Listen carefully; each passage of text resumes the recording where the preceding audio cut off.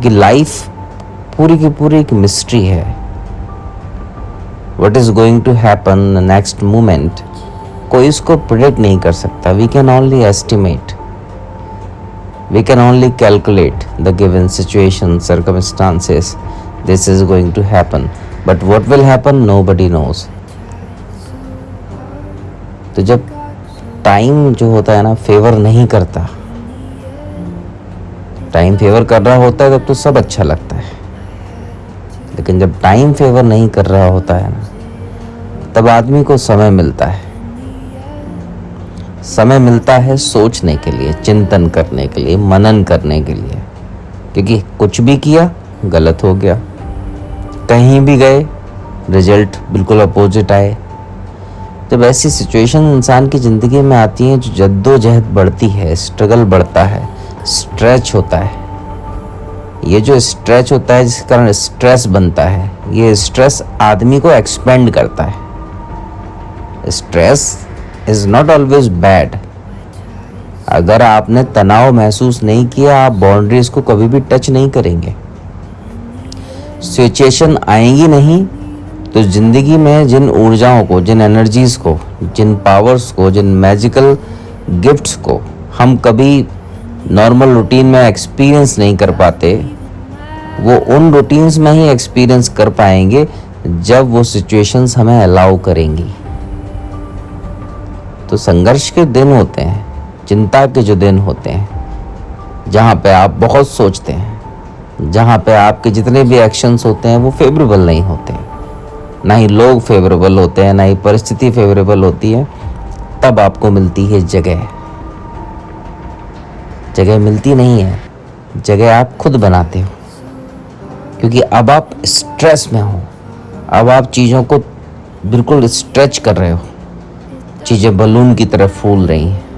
जो चीज़ें फूटने वाली होती हैं वो फूट जाती हैं, नए रास्ते बन के आते हैं, नई समझ बन के आती है, नई दृष्टि मिलती है। और जब ऐसी चीज़ें ज़िंदगी में होती हैं तब ज़िंदगी में चमक बढ़ती है, क्योंकि अब आपकी समझ बढ़ी है। इस मिस्ट्री को आप उतने ही प्रिसाइजली समझ पाएंगे जितनी प्रिसाइज और जितनी शार्प आपका पर्सपेक्टिव और परसेप्शन होता जाएगा। बहुत सारे लोग हमेशा एक सवाल पूछते हैं कि परसेप्शंस को कैसे एनहांस करें। आप परसेप्शंस के लिए कोई ऐसा मेथड नहीं है कि आप इसको जाएंगे और एनहांस कर लेंगे, आपको कुछ बता दिया जाएगा और आप जान जाएंगे और आपका परसेप्शन अच्छा हो जाएगा। परसेप्शन का मतलब होता है समझ, और समझ कब बढ़ेगी? अगर आप समझ को गौर से देखो तो इससे ज़्यादा खूबसूरत शब्द है नहीं।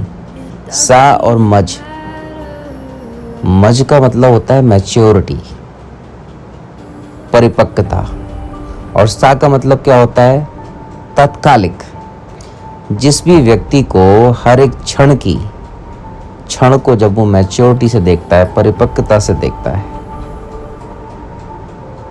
इक्वालिटी के साथ देखता है, तो अपने आप ही परिपक्वता बढ़ती जाती है। समझ शब्द लगता बहुत छोटा सा है, लेकिन जैसे जैसे हम इसमें उतरते हैं अपने आप इतने मायने खुलते हैं, इतना अननोन जो टेरिटरी होता है उसको हम एक्सप्लोर करते जाते हैं, इवॉल्व करते चले जाते हैं।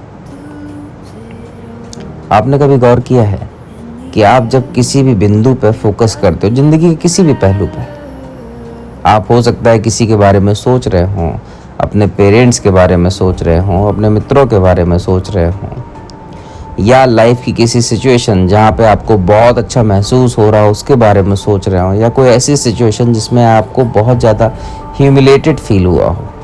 आप जब भी किसी भी बिंदु को सोचते हैं तो उससे रिलेटेड बहुत सारी चीज़ें अपने आप ही दिमाग में आनी शुरू हो जाती हैं। शुरुआत कहाँ से करते हो आप? शुरुआत केवल एक सिंगल थॉट से करते हो कि अब मुझे इस विषय के बारे में सोचना है, इस विषय या इस जगह मैंने क्या किया था। आपने जैसे ही ये दिमाग में लाया, ये सिंगल थॉट ने जैसे ही जन्म लिया, ये पूरी की पूरी सिचुएशंस को आकर्षित कर लेता है, अट्रैक्ट कर लेता है, और धीरे धीरे आपका वही पार्ट, वो पर्टिकुलर मोमेंट, वो इंसिडेंट, वो मेमोरी अपने आप ही क्या होती है? इल्यूमिनेट होना शुरू हो जाती है। ब्राइट होनी शुरू हो जाती है। और धीरे धीरे हर वो पात्र, हर वो परिस्थिति, वो स्थिति, वो जगह, किस तरीके का माहौल था, लोगों ने क्या क्या कपड़े पहने हुए थे, एक एक चीज बारीकी से उभरती चली आती है। शुरुआत कहाँ से की थी? शुरुआत एक थॉट से की थी। अब अगर हम जो बात करें और समझने की कोशिश करें केवल इस इंसिडेंट से, तो हम ये समझ सकते हैं कि जो हमारे विचार होते हैं ये शक्ति है, लेकिन विचार कमजोरी बन के आ रहे हैं। कमजोरी बन के आने का मूल कारण ये है कि विचार बहुत जल्दी जल्दी बदल रहे हैं।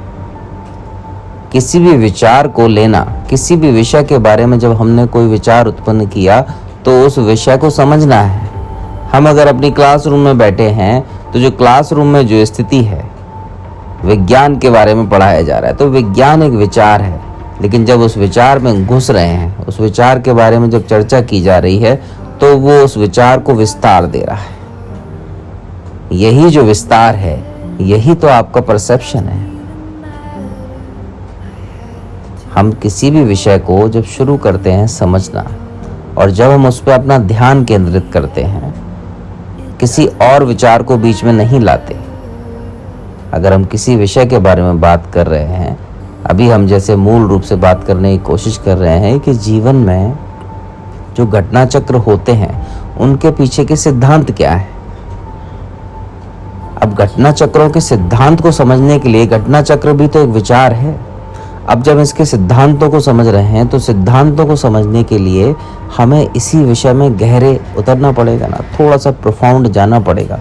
डीप जब तक हम जाएंगे नहीं, तब तक ना तो घटनाओं पे हमारी दृष्टि बनेगी, ना ही घटनाएं क्यों हो रही हैं उन सिद्धांतों पे हमारी दृष्टि बनेगी। तो ये समझना हमें बहुत जरूरी है, और ये समझ हमारी तभी बढ़ेगी जब हम थोड़ा सा अपने किसी भी विचार पर ठहरना शुरू कर देंगे। विचार अनायास ही आ जाते हैं, और विचार अनायास आने का कारण भी बहुत गहरा है। इन गहरे कारणों को अगर हम वन बाय वन समझने की कोशिश करेंगे तो लंबा समय धीरे धीरे निकलता जाएगा, खिसकता जाएगा। इन्हीं विचारों पर नियंत्रण लाने के लिए योग में कितनी सारी विधियां दी हैं। पूरा का पूरा अध्यात्म डेवलप हो गया। हम जब स्पिरिचुअलिटी की बात करते हैं तो वो विचार शून्यता की बात शुरू कर देते हैं। बुद्ध ने हमेशा विचार शून्यता की बात की है। हम जब ज्योतिष की बात करते हैं इन्हीं चीजों को समझने के लिए, ज्योतिषी के पास हम क्यों जाते हैं? क्योंकि जीवन के घटना चक्र कैसे होंगे, क्या होगा, क्या हमारी स्थिति होगी, हम भविष्य में कैसे होंगे, हमारे साथ अगर ऐसा समय रहेगा, हम इन लोगों के साथ जाएंगे, इस तरीके का व्यापार करेंगे तो ये व्यापार कैसा रहेगा। इन सारी चीज़ों को समझने के लिए हम ज्योतिषी के पास जाते हैं, और लगभग कुछ ऐसा ही करने के लिए हम आध्यात्मिक गुरु के पास भी जाते हैं। किसी भी आध्यात्मिक गुरु के पास आपके जाने का मूल कारण क्या है? क्यों जाना चाहते हो आप किसी के पास भी? आप इसलिए जाना चाहते हो कि अगर आपका जीवन व्यवस्थित नहीं है तो वो और ज़्यादा ऑर्गेनाइज्ड हो जाए। कोई परेशानी है तो परेशानी का समाधान मिल जाए। अल्टीमेटली हम जानना क्या चाहते हैं? हम जानना चाहते हैं कि जीवन का घटना चक्र कैसे चलता है। जब घटना और चक्र की बात करते हैं तो इसका मतलब ये चक्र ही तो है, चक्र घूम रहा है। एक बहुत विशेष बात मैं ध्यान में लाना चाहूँगा। हम एस्ट्रोलॉजी की बात करें या हम स्पिरिचुअलिटी की बात करें, ये दोनों विषय मूल रूप से बिल्कुल भी अलग नहीं है। ये दोनों ही विषय एक दूसरे के पूरक ही हैं। ये दोनों एक दूसरे को कॉम्प्लीमेंट करते हैं, बहुत सारे डायमेंशंस में कॉम्प्लीमेंट करते हैं। इन विषयों को समझने के लिए हम जब भी जाते हैं तो हम बोलते हैं कि हमें अच्छा कोई एस्ट्रोलॉजर मिल जाता तो हमें सब कुछ पता लग जाता, कोई अच्छा आध्यात्मिक गुरु मिल जाता तो उनके आशीर्वाद से बड़ी कृपा हो जाती। दोनों जगह अप्रोच करने का कारण भी सेम है और निवारण भी हम सेम ही ढूंढ रहे हैं। जब हम मूल रूप से दोनों को एक ही तरीके से देख रहे हैं तो कहीं ना कहीं गहरे अर्थों में ये दोनों एक दूसरे के पूरक हैं, एक दूसरे के साथी हैं, एक दूसरे के साथ बहते हैं। एक अगर समस्या बताता है तो दूसरा समाधान के रास्ते खोलता है। एक अगर किसी भी पक्ष में, पहलू में विस्तार देता है, अध्ययन की दृष्टि देता है, विशेष ज्ञान देता है, तो दूसरा उस विशेष ज्ञान के थ्रू प्रक्रिया देता है, एक प्रोसेस देता है जिससे समाधान मिल सके। इन शब्दों को अगर गहरे मायने में समझने की कोशिश करेंगे तो एक बहुत लंबा समय जा सकता है। एक बड़ा आसान तरीके से हम इसको समझने की कोशिश करते हैं। हम सब ने वाद्य यंत्रों को देखा है, जो संगीत के लिए, म्यूजिकल इंस्ट्रूमेंट जिनको बोलते हैं, जिनको बजाने से तरह तरह की आवाज़ें निकलती हैं, म्यूजिक निकलता है, हम सभी ने देखा है। जब संगीत की बात करते हैं तो एक चीज़ हमेशा हम सबको पता है कि 7 सुर होते हैं संगीत में। ये जो 7 सुर हैं, यही 7 सुर आपके पूरे के पूरे एग्जिस्टेंस को रिप्रेजेंट भी करते हैं, क्योंकि ज्योतिष का मूल सिद्धांत इन्हीं 7 सुरों पर डिपेंड करता है। जिस तरीके से ज्योतिष में 7 सुर होते हैं, उसी तरीके से आपके पूरे के पूरे सोलर सिस्टम में 7 प्लैनेट्स होते हैं। जब एस्ट्रोलॉजी की गणनाएं करते हैं तो एस्ट्रोलॉजी की गणनाओं में 2 प्लैनेट और बढ़ जाते हैं, राहु और केतु। अभी तो हम उनका फिजिकल एग्जिस्टेंस भी देख पा रहे हैं, लेकिन जब एस्ट्रोलॉजिकल जितने भी हम कैलकुलेशन करते हैं तो ये प्लैनेट आ जाते हैं, जो 7 मेजर प्लैनेट्स हैं, जिसमें से आपका सन भी एक है, जिसमें आपका मरकरी है, वीनस है, मार्स है, जुपिटर है, सैटर्न है। ये सारे प्लैनेट्स हैं, ये सारे प्लैनेट्स हैं। लेकिन इन प्लैनेट्स में अर्थ को हम काउंट नहीं करते। क्यों काउंट नहीं करते? क्योंकि अर्थ पे हम इन 7 प्लैनेट्स का क्या देख रहे हैं? प्रभाव देख रहे हैं। तो प्रभाव कहाँ पर हो रहा है? अर्थ पर। अगर सोलर सिस्टम में किसी एक प्लैनेट पर, किसी एक ग्रह पर इन 7 प्लैनेट्स का प्रभाव देखा जा रहा है, अध्ययन किया जा रहा है, तो इसका मतलब कि एस्ट्रोलॉजी ने मूल रूप से ये पहले ही पता लगा लिया था कि जीवन में जो भी स्थिति होगी, परिस्थिति होगी, जो भी भौगोलिक स्थितियाँ बनेंगी, सामाजिक स्थितियाँ बनेंगी, आर्थिक स्थितियाँ बनेंगी, जो भी कुछ होगा वो प्रभाव से होगा। और ग्रह का मतलब क्या होता है? ग्रह का मतलब होता है स्थिति। तो जब हम इन चीज़ों का अध्ययन करना शुरू करते हैं तो हमें बहुत सारी चीज़ें पता लगती हैं। तो जब इन 7 पूरे के पूरे ग्रहों का अध्ययन किया जा रहा है तो वाद्य यंत्रों का क्यों हमने जिक्र किया? क्योंकि यही जो 7 सुर हैं, ये प्लैनेट हमें ये 7 सुर देते हैं। हम सब अपना अपना संगीत लेके पैदा हुए हैं। एस्ट्रोलॉजी में क्या देखते हो आप? एस्ट्रोलॉजी में तो यही तो देखते हो, शनि की क्या स्थिति है, राहु की क्या स्थिति है, केतु की क्या स्थिति है, बुध की क्या स्थिति है, हमारी कुंडली में कौन सा योग बन रहा है। योग का मतलब क्या हुआ? कौन से 2 सिर मिलके कौन सा बढ़िया सा एक संगीत बनाए दे रहे हैं। इन सारी चीज़ों को हम देखते हैं ना। इन देखने का दृष्टिकोण यहीं से मिलता है कि जो 7 सुर हैं हमारे जीवन के, इनका कौन सा कॉम्बिनेशन हमें मिला है, हम किस स्थिति में पैदा हुए हैं, हमारी मूल ध्वनि क्या है। उस मूल ध्वनि का जो अध्ययन है वही तो ज्योतिष है। एक बार अगर हमें अपनी मूल ध्वनि पता लग जाए तो हमें वो माध्यम भी धीरे धीरे पता लगने शुरू हो जाएंगे, जहाँ से इस मूल ध्वनि को और ज़्यादा रूपांतरित किया जा सके, परिवर्तित किया जा सके, सौंदर्य दिया जा सके, एक सौम्यता दी जा सके, उत्साह दिया जा सके, ऊर्जा दी जा सके। हम सब क्या चाहते हैं अपनी ज़िंदगी में? कि हमारी ज़िंदगी खूबसूरत हो, हमारी ज़िंदगी संपन्न हो, हमारा प्रभाव हो, कि हमारे जीवन का जो पूरा का पूरा संगीत सुन के दूसरे भी प्रभावित हों। अल्टीमेटली तो यही इच्छा रहती है ना। ज्योतिषी के पास क्यों जाते हैं? क्योंकि हमारे ज़िंदगी का पूरा जो संगीत है वो संगीत बहुत प्रभावी हो जाए, उसका विस्तार बढ़ जाए। तो वाद्य यंत्र की तरह ही हमारा जीवन है। जब हमें अपनी मूल ध्वनि पता लग जाती है तो मूल ध्वनि के आगे के जो सिद्धांत हैं वो सिद्धांत धीरे धीरे आध्यात्म ने विकसित किए। आध्यात्म कैसे विकसित किए होंगे? जब हमें किसी भी विषय की समझ मिल गई कि हमारे जीवन की ध्वनि ये है, हम ऐसा करते हैं तो ध्वनि में ये परिवर्तन होता है, ऐसा करते हैं ध्वनि में ये परिवर्तन होता है, धीरे धीरे हमें क्रिया एक्टिविटीज़ पता लग जाती हैं कि हम क्या क्या करें, क्या ना करें। जब ये क्या क्या करें, क्या ना करें होता है तब यहीं से स्पिरिचुअलिटी का विकास होता है। यहीं स्पिरिचुअलिटी में योगा और मेडिटेशन जैसे दो बहुत बृहद विषय जुड़ जाते हैं। जब योग की बात करते हैं तो योग इतना ही बताता है कि आपकी ध्वनि मूल ध्वनि से कैसे जुड़ जाए, उस सतत नाद से कैसे जुड़ जाए, उस सतत ध्वनि से कैसे जुड़ जाए, उस ओमकार से कैसे जुड़ जाए। यही जोड़ने का तो माध्यम हम ढूंढ रहे हैं, क्योंकि एक बार अगर मूल प्रकृति से हम मिल जाएं तो कोई विकार ही नहीं रहेगा, किसी भी घटना चक्र के हम अधीन नहीं रहेंगे, हम इससे ऊपर उठ जाएंगे। धीरे धीरे इन विषयों ने बहुत गहरे में जाके बहुत सारी समझ दी और जीवन को मूल रूप से पकड़ने के लिए, जीवन की मूल प्रकृति को पकड़ने के लिए ज्योतिष और आध्यात्म दोनों ही विषय बहुत जरूरी है। हाँ, अगर ज़रूरत है किसी एक चीज़ को हटाने की, ज़रूरत है अगर किसी एक चीज़ से दूर रहने की, तो वो है किसी भी चीज़ पर बिना सोचे, बिना जाने, बिना समझे विश्वास कर लेना।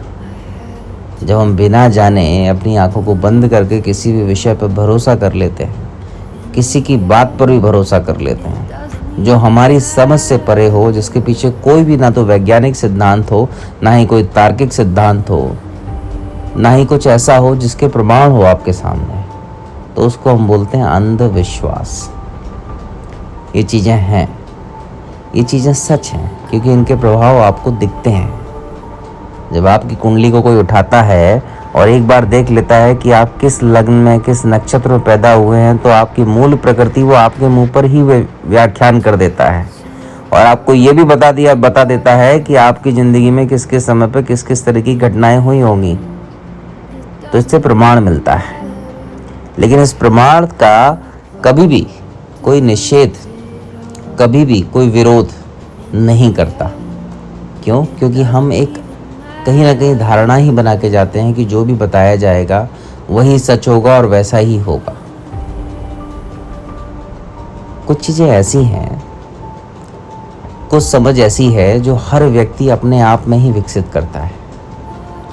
समय के साथ जो भी आज युवा होंगे, जो भी यंगस्टर्स हैं, उनकी तो इतनी टेंडेंसी हो गई है कि वो किसी पर भी बिलीव करना शुरू कर दिए। या तो बिलीव करेंगे या बिल्कुल भी बिलीव नहीं करेंगे।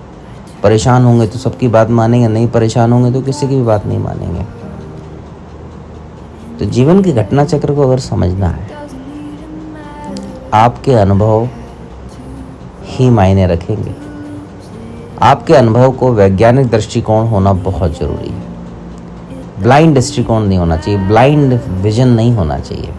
कहीं पर भी किसी के प्रभाव में आके आपको नहीं, आपको खुद की कसौटी होना चाहिए, उसमें आपकी क्यूरियोसिटी होना चाहिए, इंक्वायरीज होनी चाहिए। Because now you need to have inquiring mind. Believing mind का टाइम नहीं। बिलीव तब तक करो इंक्वायरी करने के लिए। आपकी इंक्वायरी जब सेटिस्फाइड हो जाती हैं, then you will find the ways, और एक एक करके रास्ते खुलते जाएंगे। आज के लिए इतना ही। अगली चर्चा में हम कुछ और गहरी चीज़ों को ध्यान में लाने की कोशिश करेंगे। हम ध्यान में लाने की कोशिश करेंगे कि हमारी ज़िंदगी का वाद्य यंत्र काम कैसे करता है, हमारे ज़िंदगी का वाद्य यंत्र के तारों को हम कैसे हिलाते हैं, कब बिगड़ता है ये सुर, किस साइक्लिकल ट्रैप में ये फंसा हुआ है, इस साइक्लिकल ट्रैप को कैसे तोड़ा जा सकता है। धीरे धीरे इन सारे विषयों को हम कवर करते चलेंगे। आज के लिए इतना ही। Thank you so much.